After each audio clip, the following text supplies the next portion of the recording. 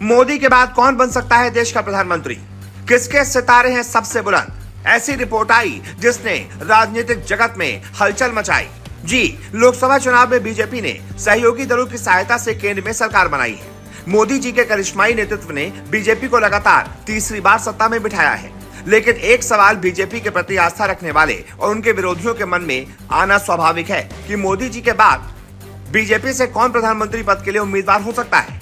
तो आज ज्योतिष के माध्यम से इसी प्रश्न का सीमित दायरे में जवाब जानने की कोशिश करते हैं। वर्तमान में बीजेपी में जो कद्दावर नेता हैं, उनमें से दो लोगों में से किसी एक के प्रधानमंत्री बनने की संभावनाएं बनती दिख रही हैं। ये नाम है नितिन गडकरी और दूसरा नाम है योगी आदित्यनाथ। जी हां, भारतीय राजनीतिक जगत में अजातशत्रु कहे जाने वाले नितिन गडकरी ने सड़क परिवहन और राजमार्ग बनाने के मामले में अभूतपूर्व काम किया है।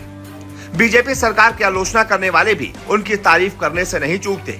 वहीं योगी आदित्यनाथ हिंदुत्व के ब्रांड एम्बेसडर हैं, जो उत्तर प्रदेश जैसे राज्य में बीजेपी के दोबारा मुख्यमंत्री बने हैं।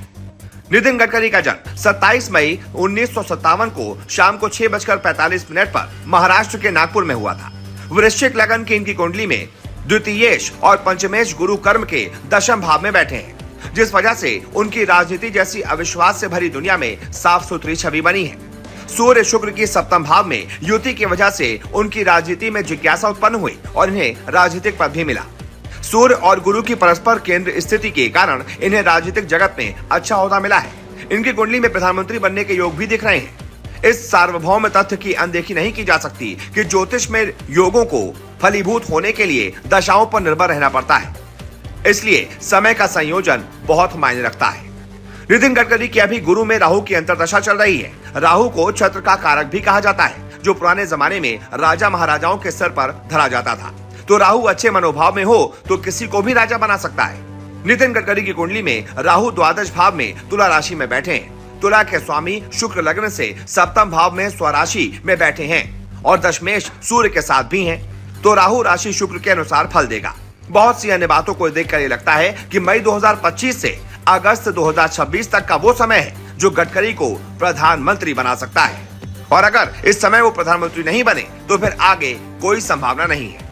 और अब बात कर लेते हैं योगी की।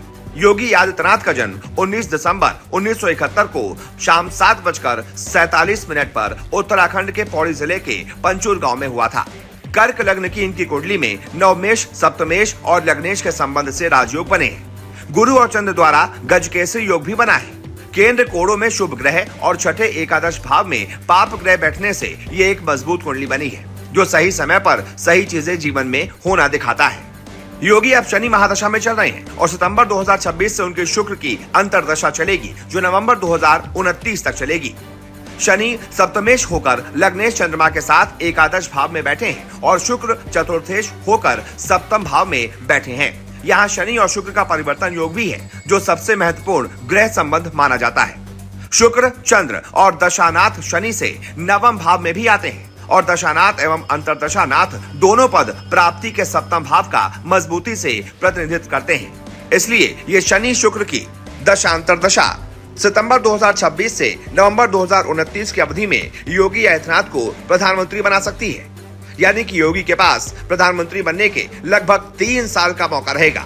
और वैसे भी अप्रैल मई 2029 में एक बार फिर से लोकसभा चुनाव होने हैं। तब तक प्रधानमंत्री नरेंद्र मोदी की उम्र 80 के आसपास हो जाएगी। ऐसे में उम्मीद है कि हो सकता है यही वो समय हो जो सीएम योगी आदित्यनाथ को देश का नया प्रधानमंत्री बना दे।